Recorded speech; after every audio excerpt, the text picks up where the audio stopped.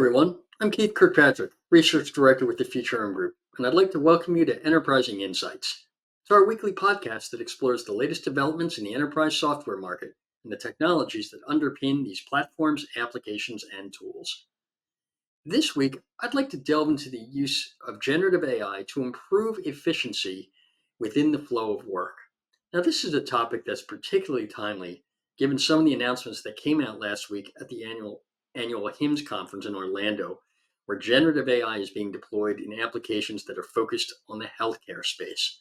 I'm also going to talk a little bit about how generative AI is being used in other verticals to also improve efficiency and accuracy, as well as, of course, deliver business ROI. Then, as always, I'll close out our show with the Rant or Rave segment, where I'll pick one item in the market and I will either champion it or criticize it. So, let's get right into it. Generative AI, we keep talking about it. Why? Because it is the flavor of the month or year or perhaps even the decade.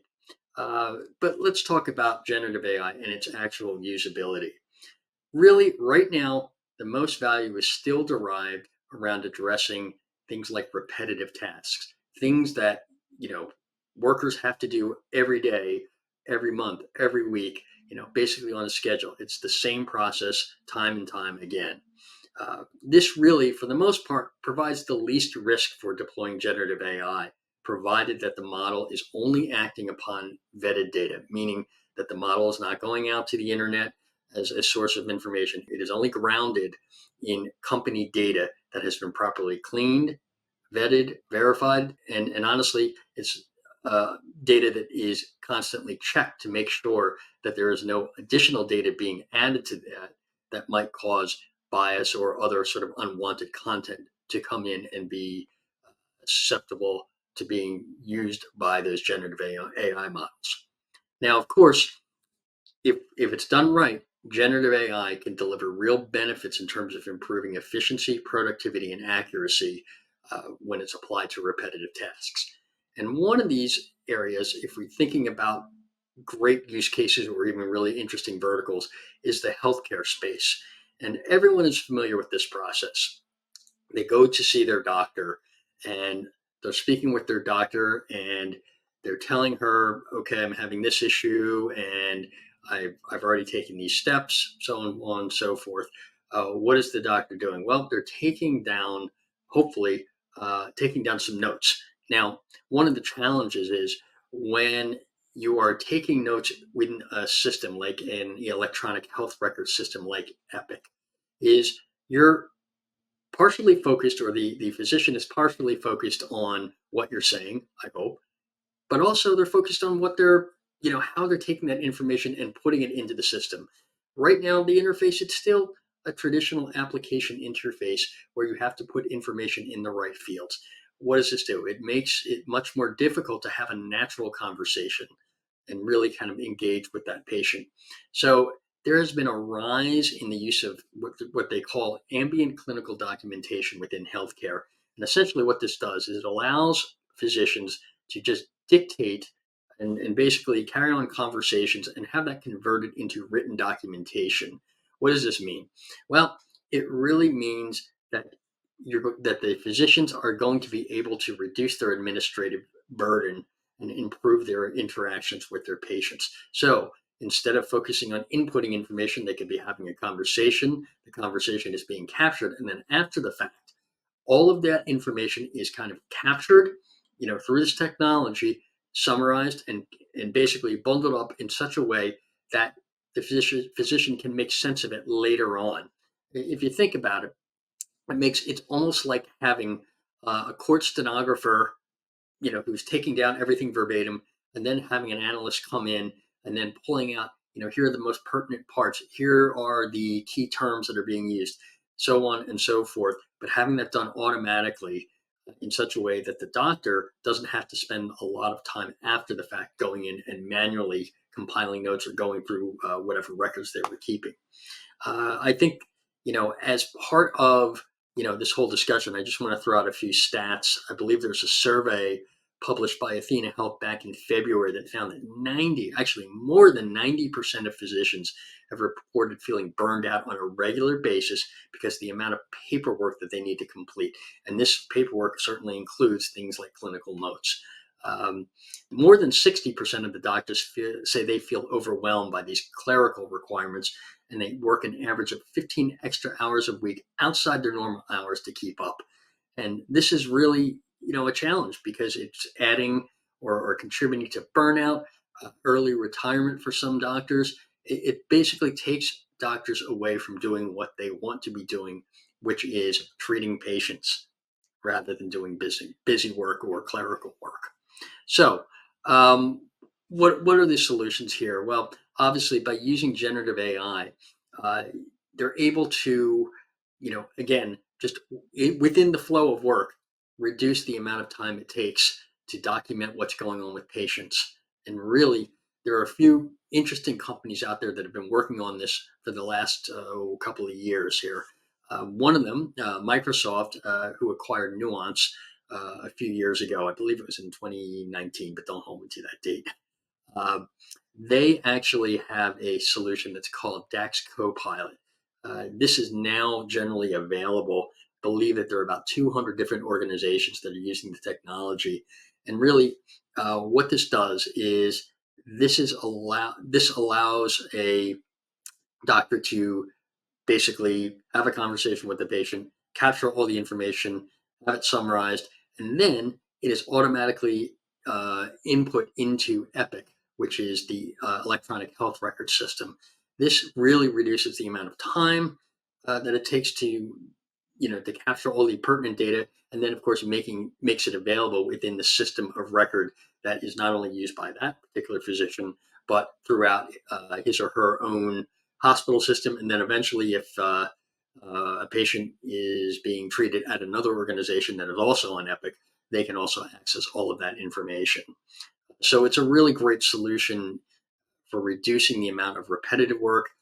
And again, not only reducing the amount of work, but also creating a way to capture that information very accurately, which is not always the case. If you think of doctors who are overstressed, who are doing so much of this extra busy work, sometimes mistakes happen. They're human. Now, certainly Microsoft is not the only company involved in the space. There's another one called Abridge, which also integrates its ambient clinical documentation solution technology directly within Epic. Um, they talked, I believe, at the conference that their one of their big customers is California-based UCI Health. I believe they are rolling out the solution system-wide, which is pretty interesting because clearly they must feel it works well, for it to be utilized across a wide range of physicians. Now, they were saying that their technology can save doctors up to about 3 hours per day, and it's automating more than 90% of the clerical work that is used for. Um, I don't know if that's true or not. I don't have any verification information on that, but I can say that if you just think about it logically, it makes sense that it would reduce a significant amount of time it takes, to take on these processes. There's another company that actually made some news there, Suki. Uh, they also are an ambient clinical documentation provider. Uh, this company was founded about 6 years ago, and now I think the company claims that it is being used across more than 30 different specialties in more than 250 health organizations around the world. They also said that 6 large health systems have gone live with the implementation in the past couple of weeks. Past couple of weeks. They also published some stats around ROI for the solution. They're saying that it can reduce the amount of time a physician spends on documentation by an average of 72%.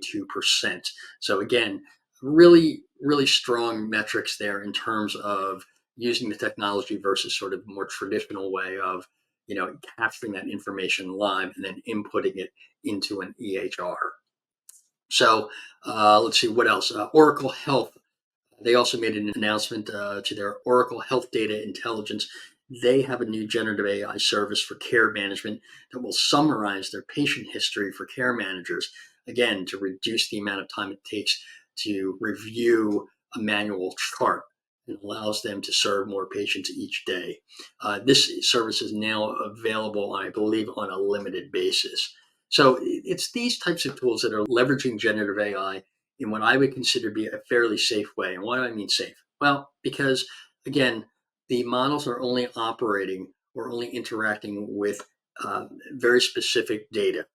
So you don't have to worry as much about hallucination, when it comes to things like, if you're trying to summarize what's going on in an interaction, it's only acting on that individual corpus of data.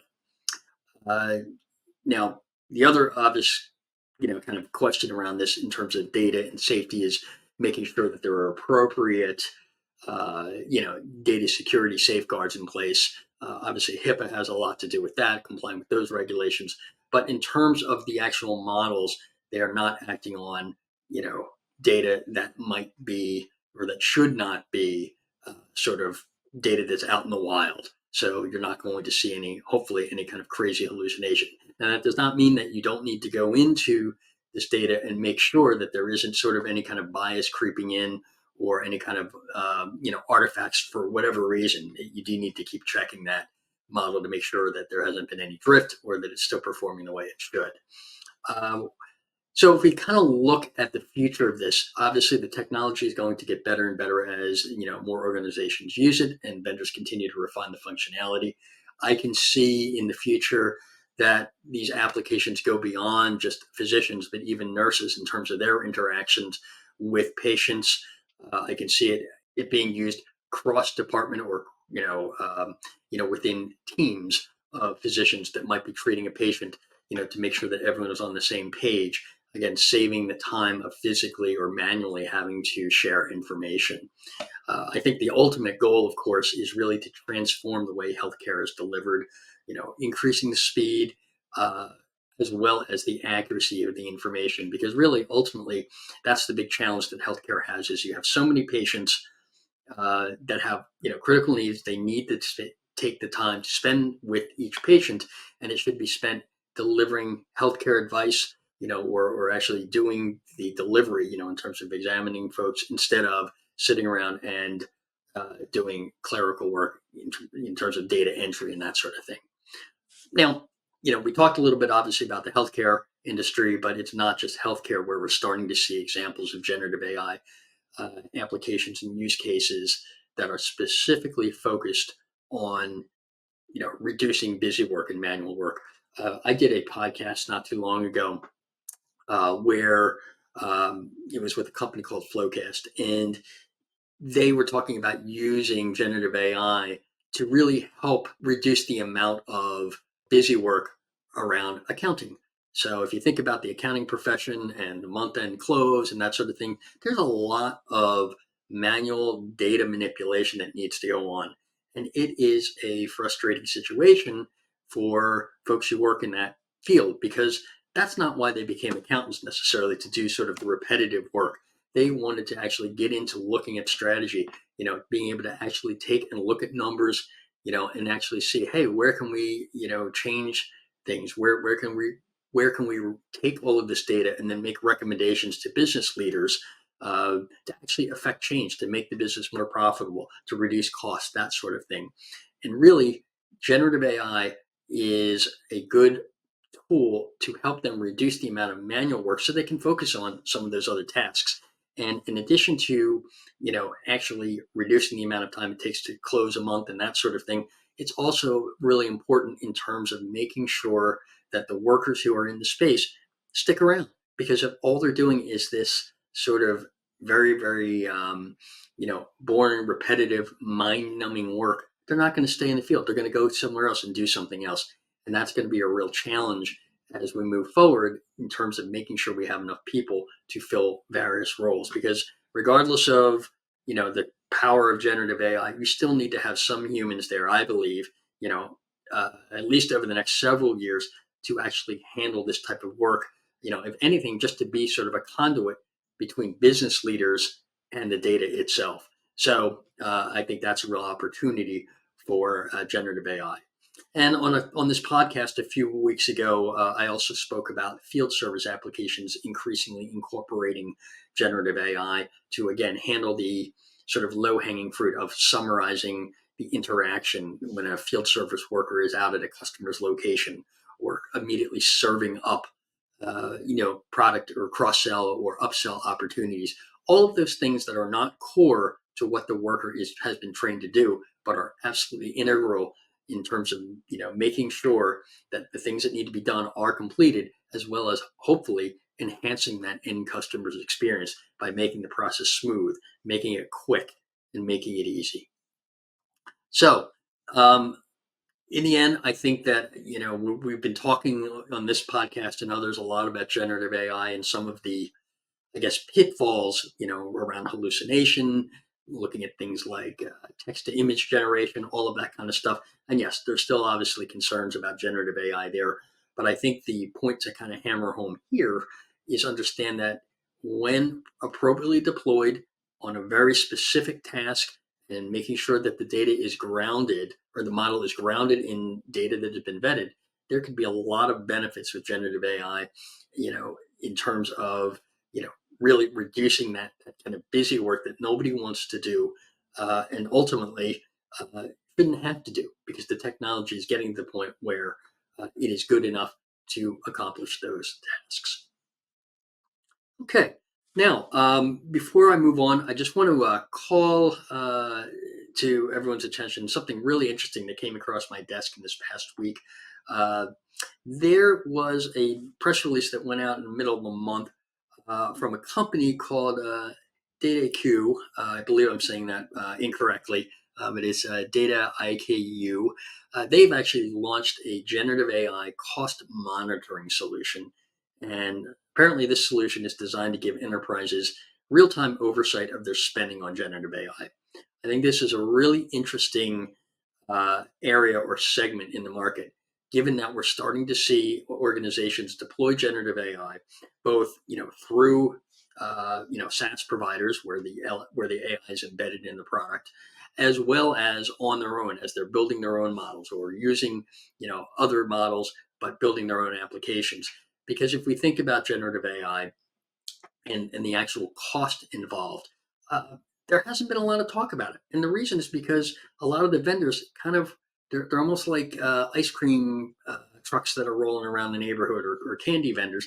They want to get folks, users, hooked on the technology. And as a result, they haven't been pricing it necessarily in a way that is uh, fully transparent in terms of, okay, to do X, like generate an image, here's exactly how much it costs. They may, set up an abstraction layer, like calling number of tokens, that sort of thing, which is great. And it is assigning some sort of a value to a generative AI task, as opposed to just saying, if you want generative AI functionality, here's a seat license, it's an extra $30 a month or an extra 50 a month and so forth.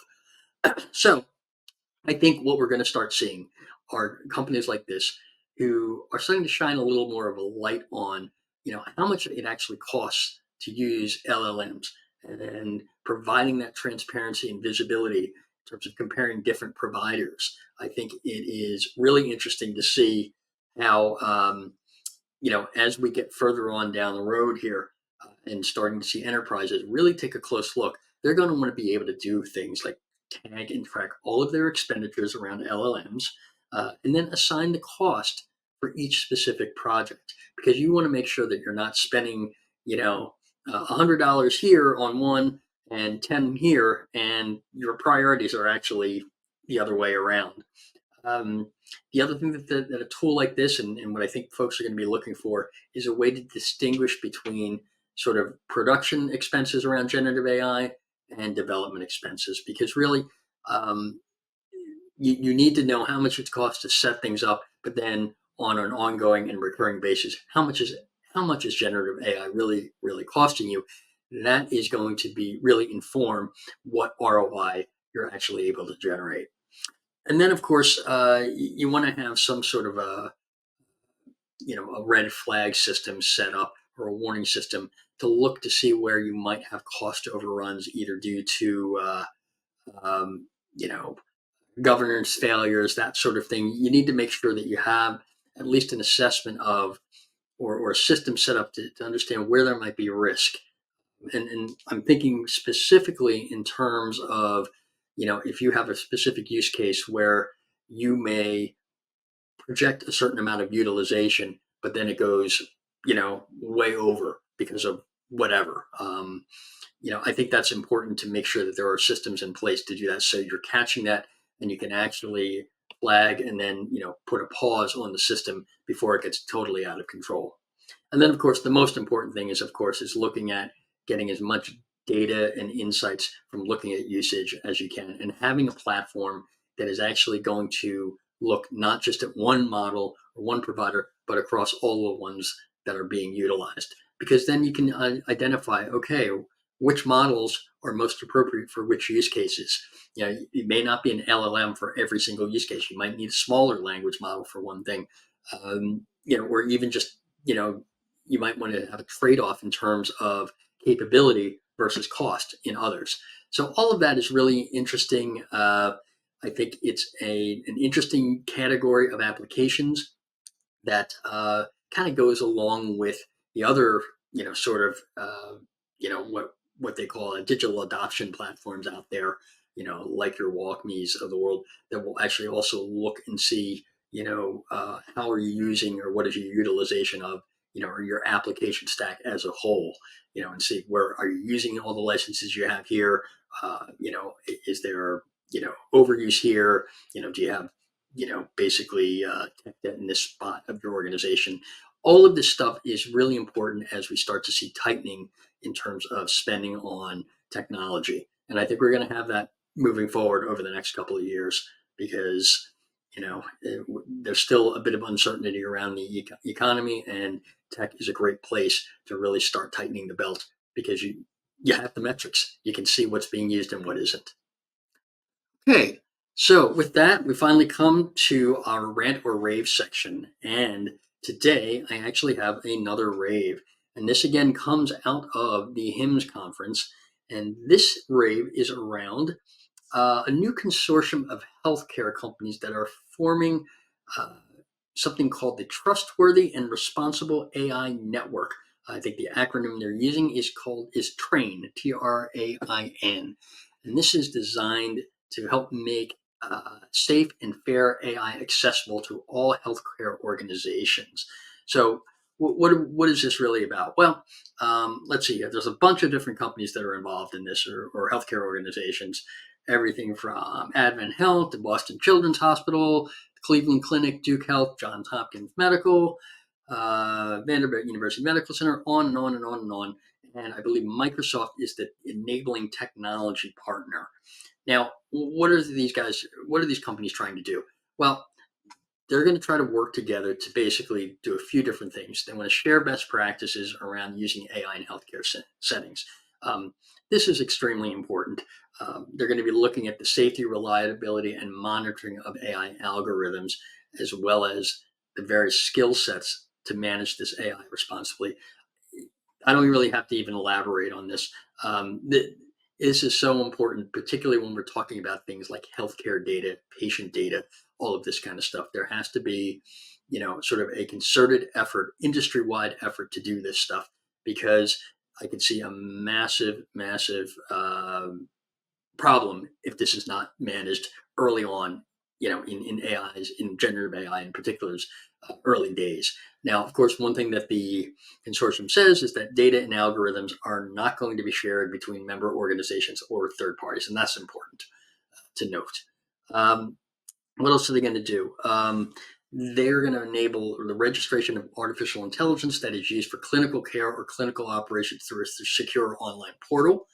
They are going to be providing tools to enable measurement of outcomes associated with implementation of AI, including looking at best practices for studying the value of AI methods in healthcare and leveraging of privacy-preserving environments.